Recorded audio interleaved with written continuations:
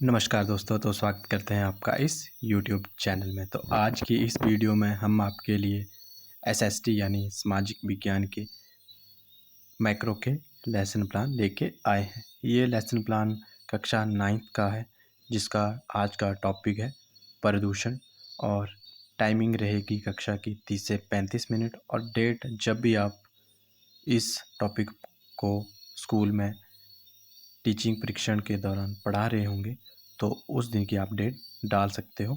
और पाठ योजना संख्या भी आप अपने सीरियल के अकॉर्डिंग डाल सकते हो। तो चलिए वीडियो को आगे शुरू करते हैं। परंतु सबसे पहले, अगर आपने चैनल को सब्सक्राइब नहीं किया है तो चैनल को सब्सक्राइब ज़रूर कर लें। तो चलिए आगे बढ़ते हैं। सबसे पहले आपने क्या करना है, अनुदेशात्मक उद्देश्य बनाने हैं, जैसे कि इन्होंने बनाए हैं। तो पहला अनुदेशात्मक उद्देश्य इन्होंने इस टॉपिक का बनाया है प्रदूषण के अर्थ को समझने में। यानी इसका मुख्य उद्देश्य जो है कि हम बच्चों को आज क्या सिखाने जा रहे हैं, तो इसका मुख्य उद्देश्य है प्रदूषण के अर्थ को समझने में, कि बच्चे किसमें सक्षम होंगे प्रदूषण के अर्थ को समझने में। नंबर 2 है प्रदूषण के प्रकारों को सूचीबद्ध करने में। नंबर 3 है जल प्रदूषण, वायु प्रदूषण की उदाहरण सहित व्याख्या करने में। और नंबर 4 है ध्वनि प्रदूषण और वायु प्रदूषण में अंतर स्पष्ट करने में। और नंबर 5 है भूमि प्रदूषण का विश्लेषण करने में। उसके बाद आपने क्या करना है, टीचिंग एड यानी शिक्षण सहायक सामग्री का कॉलम लिखना है, और उसमें आपने 2 शिक्षण सहायक सामग्रियों का प्रयोग करना है। सामान्य शिक्षण सहायक सामग्री, जिसमें आपकी सामान्य शिक्षण सहायक सामग्री में आपका चॉक बोर्ड, चौक, झाड़न और संकेतक होता है। और विशिष्ट शिक्षण सहायक सामग्री में आप चार्ट या फ्लैश कार्ड का प्रयोग करते हो बच्चों को और अधिक समझाने के लिए। उसके बाद है पीके टेस्टिंग यानी पूर्व ज्ञान परीक्षण। पूर्व ज्ञान परीक्षण में आप 3, 4 या 5 प्रश्न भी पूछ सकते हो, परंतु मिनिमम आपके 3 प्रश्न तो होने ही चाहिए। तो इन्होंने पहला प्रश्न बच्चों से पूछा है कि छात्रों, कपड़े कहाँ बनते हैं? बच्चे उत्तर देते हैं फैक्ट्री में। फैक्ट्रियों से क्या निकलता है? तो बच्चे उत्तर देते हैं धुआं। धुआं निकलने से हमारी वायु क्या होती है? तो कई बच्चे उत्तर देते हैं कि वायु खराब होती है, कई बच्चे उत्तर देते हैं कि वायु प्रदूषण होती है, कई बच्चे होते हैं कि वायु में काले रंग का धुआं देखने को मिलता है। तो इसका क्या है, असंतोषजनक उत्तर, यानी उत्तर स्पष्ट नहीं है बच्चों ने जो उत्तर दिया। उसके बाद क्या करना है, आपने टॉपिक की अनाउंसमेंट करनी है कि अंतिम प्रश्न का असंतोषजनक उत्तर मिलने पर छात्र अध्यापक बुलंद स्वर में अपने उपविषय की उद्घोषणा करते हुए कहेगा कि छात्रों, पर्यावरण को जो खराब करता है वह क्या होता है, प्रदूषण होता है। तो छात्रों, आज का हमारा उपविषय है प्रदूषण। उसके बाद है आपकी प्रेजेंटेशन, यानी आपने प्रस्तुतिकरण करना है, यानी आपने कक्षा में बच्चों को पढ़ाना शुरू करना है, यानी उन्हें समझाना शुरू करना है। तो सबसे पहले आपको यहाँ 4 कॉलम देखने को मिलते हैं। पहला है शिक्षण बिंदु, दूसरा है छात्र अध्यापक क्रियाकलाप, जो कि आपका क्रियाकलाप होगा, जो कि आप कार्य करेंगे वो यहाँ लिखेंगे। फिर है छात्र क्रियाकलाप, यानी जो बच्चे उत्तर देंगे आप उसके बारे में इस कॉलम में लिखोगे। और चॉक बोर्ड कार्य, यानी जब भी आप ब्लैक बोर्ड पे कुछ लिखोगे तो इस कॉलम में आपको ब्लैक कलर का चॉक बोर्ड कट करके यहाँ पे लिखना होता है। तो शिक्षण बिंदु में इन्होंने क्या लिखा है, प्रोत्साहन, या आपने क्या करना है, बच्चों को मोटिवेशन प्रदान करना है क्लास में जाके। तो प्रोत्साहन में आप क्या कर सकते हो कि छात्रों, जो तत्व हमारे पर्यावरण को खराब करता है तो उसे पर्यावरण प्रदूषण कहते हैं, जिसे वह वातावरण को प्रभावित करता है। फिर उसके बाद क्या करना है, आपने कंपोनेंट का प्रयोग करना है कि छात्र अध्यापक थोड़ा रुक कर। और छात्र क्रियाकलाप में क्या होगा कि आप बच्चों को मोटिवेशन दे रहे हैं तो बच्चे क्या करेंगे, ध्यानपूर्वक सुनेंगे। नेक्स्ट है प्रदूषण। फिर ये क्या है, आपका टॉपिक अब शुरू हो चुका है, आपने ये टॉपिक ब्लैक बोर्ड के ऊपर लिखना है प्रदूषण। तो आपने चॉक बोर्ड कार्य में भी सामने लिखना है प्रदूषण, और शिक्षण बिंदु भी आपका क्या होगा, प्रदूषण। तो इसके बारे में छात्र क्रियाकलाप में जो आपकी भूमिका होगी उसमें आपने बच्चों को इस तरीके से पढ़ाना है कि हम अपने विकास और व्यवस्थित जीवन क्रम के लिए एक संतुलित वातावरण पर निर्भर करते हैं। छात्र अध्यापक चॉकबोर्ड पे लिखेगा और क्या करेगा, सभी छात्रों का ध्यान केंद्रित करेगा और सभी छात्र क्या करेंगे, चॉकबोर्ड की ओर देखेंगे। उसके बाद क्या है कि संतुलित वातावरण में प्रत्येक घटक एक निश्चित मात्रा में उपस्थित रहता है।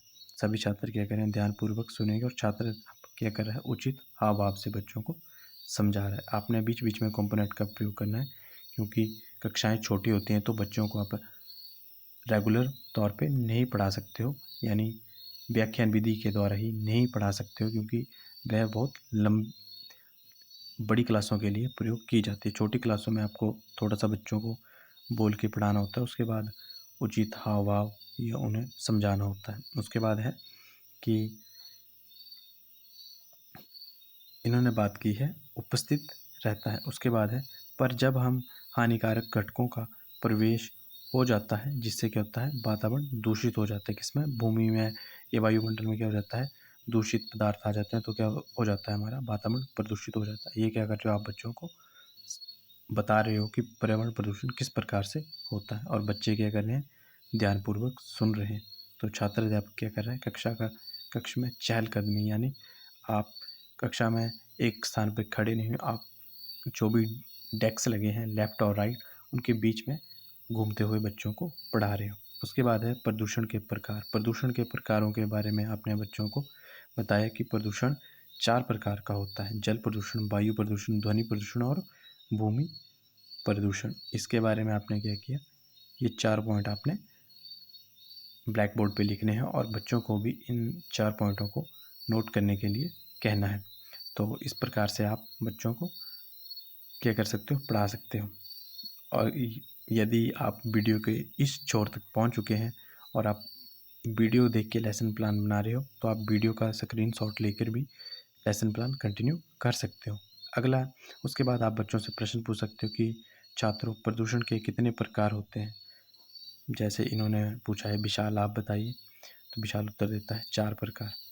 तो उसके बाद क्या करना है, आपने बहुत अच्छे बैठ जाइए। जैसे ही आप बहुत अच्छे बैठ जाइए बोलेंगे, क्या होगा कि कक्षा में एक इंटरेक्शन होगी टीचर और स्टूडेंट के बीच। आपको पता लगेगा कि बच्चे आपको कितना सुन रहे हैं, यानी उनका मेंटली वो क्लास में प्रेजेंट है कि नहीं है।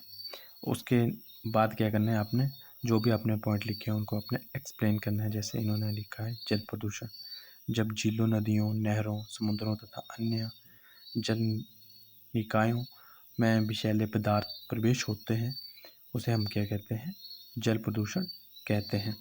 और क्या करना है, जल प्रदूषण के पॉइंट को आपने ब्लैक बोर्ड पे लिखना है और बच्चों को बहुत ही अच्छे ढंग से समझाना है। उसके बाद है आपका वायु प्रदूषण। वायु प्रदूषण वह होता है जिसे हम यह देखते हैं कि जिससे हवा में हम सांस ले रहे हैं, वह हवा अन्य रासायनिक प्रयोगों के कारण उसमें क्या हो जाता है, हवा खराब हो जाती है, हवा दूषित हो जाती है। तो क्या करना है, अपने वायु प्रदूषण का हेडिंग भी ब्लैक बोर्ड पे लिखना है और बच्चों को समझाना है। जैसे इन्होंने कंपोनेंट का प्रयोग किया, छात्र अध्यापक चौक बोर्ड पर लिखेगा।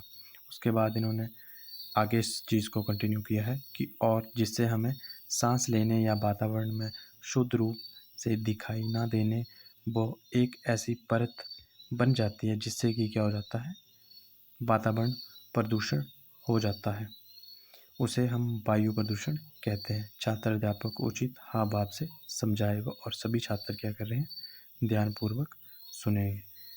नेक्स्ट है कि छात्रों, वायु प्रदूषण का कोई उदाहरण बताइए। अब आपने बच्चों से प्रश्न पूछना है, क्योंकि आपने बच्चों को इतना पढ़ा दिया तो कक्षा का हाफ टाइम हो जाता है, यानी 15-20 मिनट हो जाते हैं कक्षा के।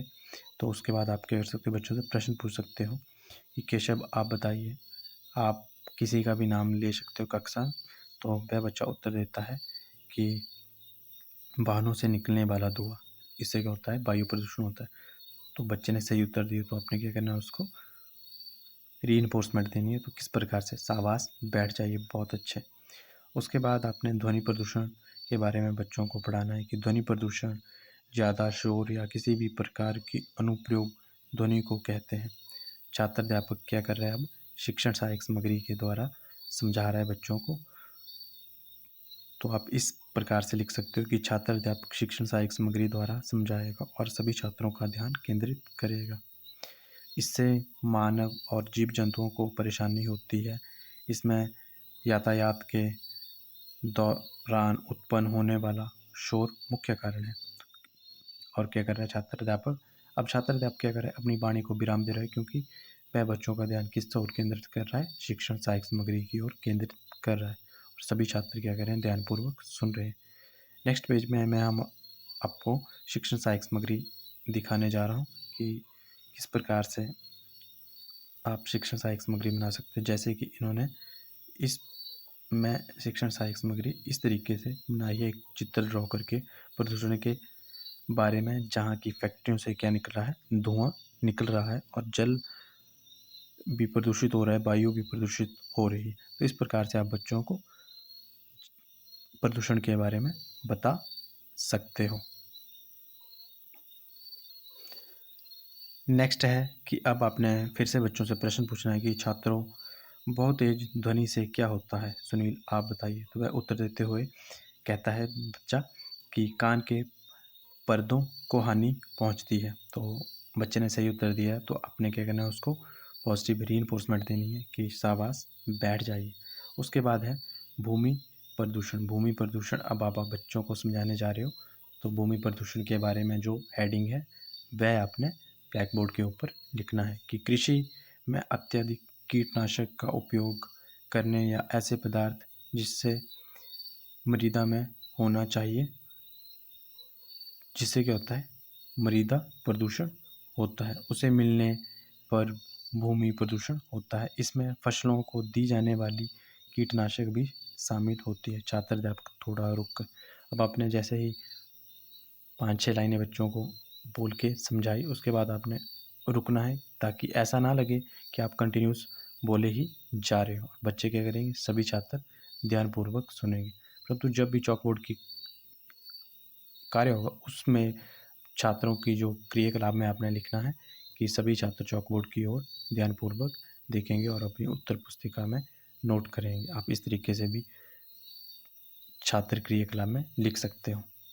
उसके बाद है कि औद्योगिक या अपशिष्ट किसी न किसी रूप में भूमि प्रदूषण का कारण बनते हैं। फसलों की कटाई के बाद बचे हुए पदार्थ भी भूमि प्रदूषण का ही कारण बनते हैं। छात्र अध्यापक कक्ष में चहलकदमी करेगा। उसके बाद क्या है? जिससे क्या होता है कि पत्तियां, घास फूस, बीज आदि को कृषि अपशिष्ट कहा जाता है, यानी वेस्ट मटेरियल कहा जाता है। उसके बाद जैसे आपकी क्लास ख़त्म होने वाली हो, तो आप क्या कर सकते हो? 5 मिनट पहले कि छात्र अध्यापक क्या कर सकता है? जो भी आपने लेसन पढ़ा है उसके बारे में क्या कर सकता है? कंपोनेंट लिखना है कि छात्र अध्यापक अपनी वाणी में विराम देगा, क्योंकि आपने जो आज का क्लास के लिए मटेरियल तैयार किया है, यानी जो भी आपने विषय पढ़ाना है उसके लिए जो आपका फॉर्मेट है वह अब आपने समाप्त कर दिया। अब उसके बाद क्या करना है? पुनरावृत्ति। आपने बच्चों से को बताना है कि आज हमने क्या क्या पढ़ा है। तो छात्र अध्यापक अपने उप विषय की पुनरावृत्ति करते हुए कहेगा कि छात्रों, आज हमने प्रदूषण, प्रदूषण के प्रकार, जल प्रदूषण, वायु प्रदूषण और ध्वनि प्रदूषण के बारे में विस्तार पूर्वक अध्ययन किया। उसके बाद क्या करना है? आपने बच्चों का मूल्यांकन करना है। मूल्यांकन जिस प्रकार से आपने अनुदेशात्मक उद्देश्य सेलेक्ट किए होते हैं, उसी प्रकार से आपने बच्चों की इवैल्यूएशन भी करनी होती है। अगर आपके उद्देश्य 5 हैं तो आपके मूल्यांकन भी 5 ही होने चाहिए। तो इन्होंने मूल्यांकन में बच्चों से प्रश्न पूछा है कि प्रदूषण का क्या अर्थ है, और दूसरा प्रश्न है कि प्रदूषण के कितने प्रकार हैं, और तीसरा प्रश्न है कि जल प्रदूषण और वायु प्रदूषण की व्याख्या कीजिए, और चौथा प्रश्न है कि ध्वनि प्रदूषण और वायु प्रदूषण में अंतर स्पष्ट कीजिए, और पाँचवा प्रश्न है कि भूमि प्रदूषण क्या होता है। उसके बाद आपने बच्चों से को होमवर्क देना है ब्लैक बोर्ड के ऊपर कि कल के लिए आप क्या करके आएंगे। तो आप बच्चों को 2 या 3 प्रश्न दे सकते हो, मैक्सिमम 3 या 4 प्रश्न ही देने चाहिए। तो इन्होंने बच्चों को 3 प्रश्न दिए हैं। पहला प्रश्न है कि प्रदूषण कैसे होता है, और सेकंड प्रश्न है कि प्रदूषण के कितने प्रकार हैं, और प्रश्न नंबर 3 है कि भूमि प्रदूषण और वायु प्रदूषण में अंतर स्पष्ट करें। आई होप आपको वीडियो अच्छी लगी हो। वीडियो अच्छी लगी हो तो हमारी इस मेहनत के लिए आप एक लाइक और चैनल को सब्सक्राइब ज़रूर करें ताकि आपको ऐसी ही हेल्पफुल वीडियो मिलती रहे। धन्यवाद दोस्तों।